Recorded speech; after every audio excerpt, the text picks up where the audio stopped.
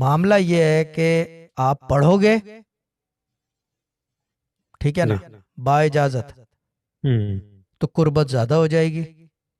بے اجازت پڑھو گے تو قربت کم ہوگی، مگر دونوں فارمیشنز عبادت کی ہے۔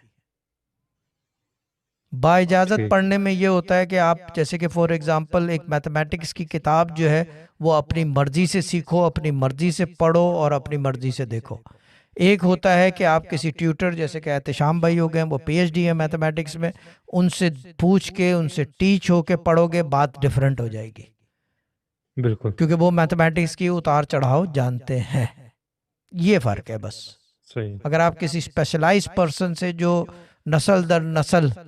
یہ کام کر رہا ہو، جو اتار چڑھاؤ جانتا ہو، جس کو روشنی ہو، جس کی پرواز ہو، اس پرواز کی رفتار ہو، جو اتار چڑھاؤ یعنی عصر قرآن کا تھوڑا سا جانکاری ہو، جس کو، اس سے پوچھ کے پڑھو گے ڈیفرنس ہو جائے گا، اور جو ایک خود سے پڑھو گے وہ عبادت کے زاویے میں، جو آپ کتاب سے پڑھو گے وہی آپ کا یقین، وہی وہ کام کرے گا۔ Press subscribe button and hit the bell icon to receive notification for daily vids.